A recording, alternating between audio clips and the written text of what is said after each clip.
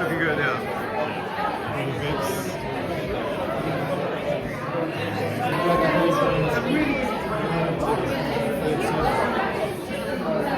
So,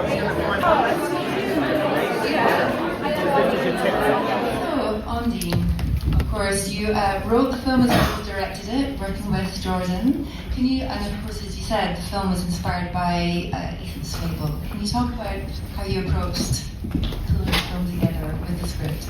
Yeah, so once upon a time I had written a short film that was based on the fable by Aesop, Avaricious and Envious, that, you know, we start the film at the beginning of. In large part because it felt like one of the fables that I'd come across that both didn't involve animals and also had a lot of contemporary relevance. I mean, obviously, envy and greed are eternal, but perhaps at least in the environment that I live in, grew up in New York City, they feel amplified there. So it also is kind of a through line. Some of my work, even before this project, taking archaic texts, you know, mythology parables, and figuring out a way to kind of put them into a semi-contemporary, yet always a little bit surreal setting. And at the same time, there's this meme, you know, on 4chan, there originated a sort of like meme caste system, and they're relentlessly hierarchical, so they're always like, this is the ideal of, you know, X, in this case gender, and this is their like lesser counterpart for women. There's Becky and Stacy. Stacy being blonde, wealthy, popular, hot, Becky being kind of the opposite of that. And then their male counterparts being Chad, which is perhaps the most well-known term, and is, you know, synonymous kind of with like alpha male, you know, I should say is the simplest way to put it. And then his foil is kind of the virgin, which I reinterpreted as Sebastian. And yeah, so there was a short which was written and found its way to Ivy, and through, you know, conversations and to a certain extent a prep for a very long, very expensive short film, we wound up turning it into a feature. I got Jordan involved, and we expanded on the short film into something feature length with a bigger world and with more of these kind of archetypal characters that are primarily internet derived. And Jordan, what was the process like working with Ondine on writing this? Great, of course. I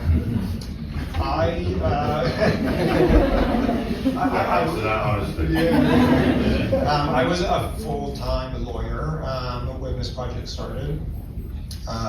So when Ivy had proposed turning this into a feature, I took some time off. And Ondine and I went with my parents to Costa Rica. And we started writing just in the car, driving around, bouncing ideas off of each other. And then we would write scenes and hand them back and forth and tighten them up. And we both obviously share lots of interests, general worldview. So it was very easy. I mean, I've heard your first novel you've been writing your whole life. And that sort of felt like that with this film. It was like there was so much that we wanted to say. If anything, we had too much that we wanted to put in it. And it was a very rewarding, fun process. We moved very fast, which, you know, I would like to have more time next time. But yeah, no, it was great. And I think we worked pretty well together. Yeah, well, you distilled your ideas beautifully. Oh, thank you. And Ivy, of course, you produced the film as well as acted in it as well. Can you talk about the process of collaborating with Ondine and Jordan? Yeah, so as I said, I read the short and loved it and felt like it cracked into something kind of different to what I had seen, but something that I wanted to watch. And I think that's important when you come onto something, that it's something that you also desperate to see.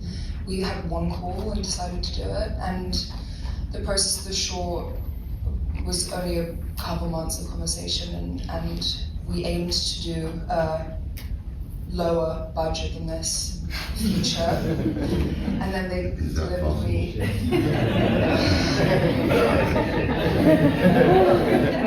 Hush. They delivered me this script, and so we had kind of a slightly bigger job ahead of us. But kind of on everything we pretty much agreed, which was amazing. And I know that's not true of a lot of projects, but being so small and independent, we had complete creative control over everything. And we talked the other day with casting. Ondine and I would watch tapes separately, and every single actor we agreed on top 3. There wasn't really anything that one of us liked the other did not like, so it was easy. The same with the script, we'd all just kind of chat about it and agree with everything. So honestly, it was very lovely, and I think a privilege. I know compared to other stories. Well, the cohesion certainly shines through in the overall project itself. And the production design, of course, it's such a visually unique and arresting film as well. Can you talk about how you approached creating the visual identity of the film? Yeah, well, the incredible force, which is Lily Abraham, really was a blessing on this film. Not only is she, incredibly talented and hardworking, as was, her entire department, but I'm very online. I spend a lot of time looking, not interacting, but lurking.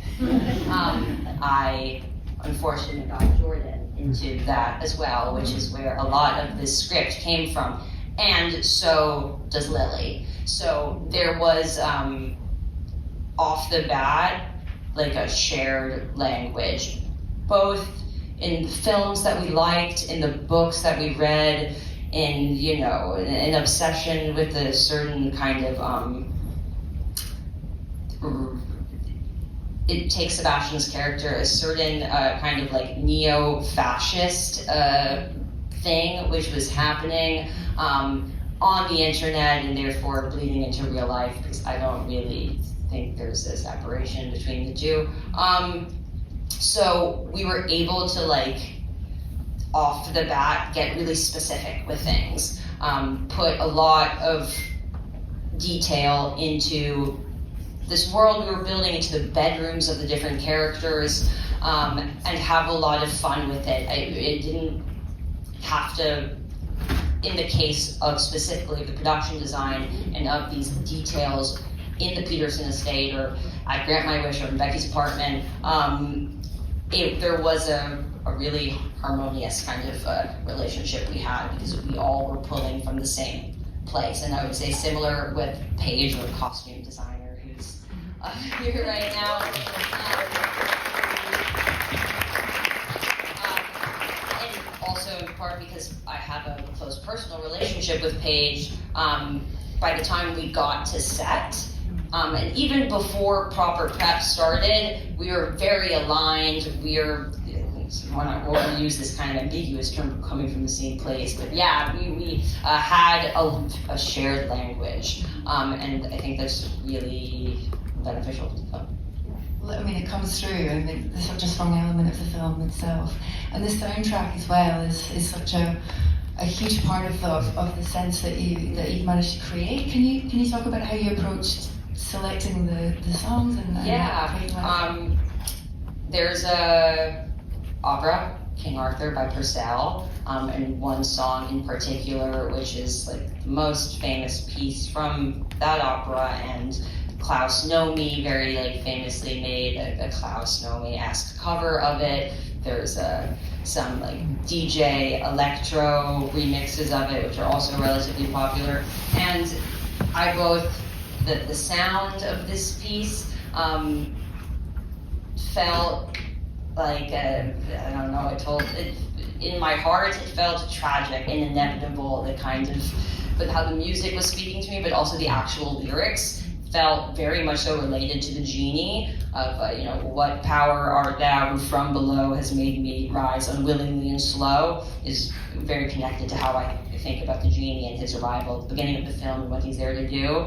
And I loved the song. So it felt like, okay, that can be a theme song of the movie, and we can do various arrangements from Baroque to something which can play at a club.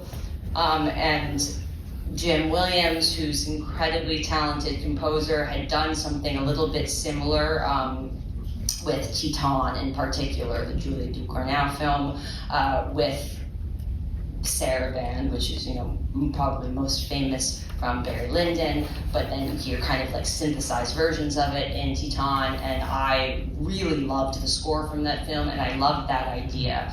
And it is thematically maybe connected to and taking a fable and putting it into a contemporary context. Okay, let's take classical music and let's do synth versions or something like that, and being able to hear the progression of that throughout the film, from the more Baroque when we were, you know, at the Peterson estate during the day to the end of the film, was very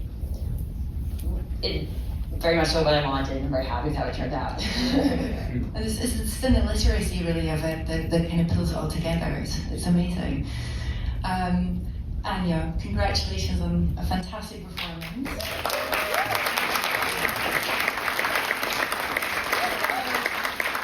What drew you to the part, and how did you approach preparing for it and then actually delivering?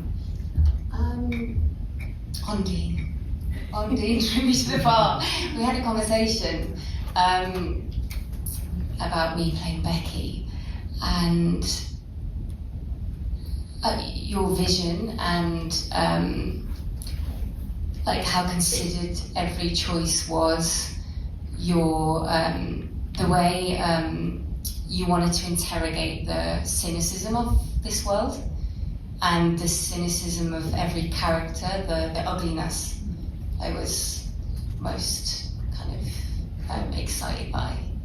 Yeah, and how Becky is so relatable to, I'd say, like, there's something in all women that, you know, we can, that has a Becky. And I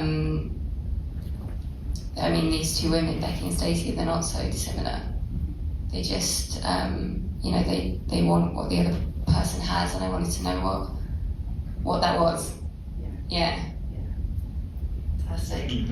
And Jake, can you talk about your experience of working on the film, and how was it for you to be involved? It was mental. Sexy socks suspended. Yeah. That's what it's all about. Jane socks suspended.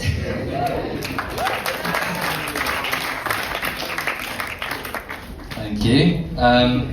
Always good for you, man. Thank you. No, my experience, well, right from the beginning of my involvement with the project, Ondine gave me this bank of resources, basically to do my homework.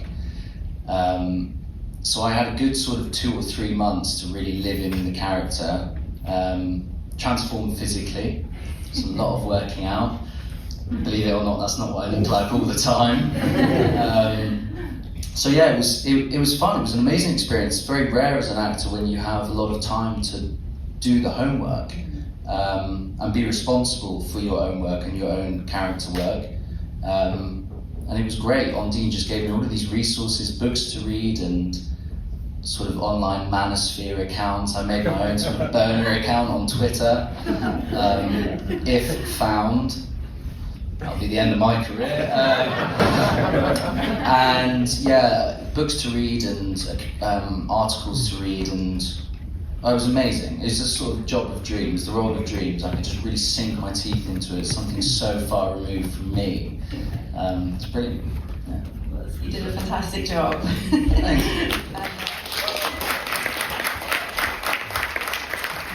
And Ralph as well. Can you tell us about how you approached this very distinctive part?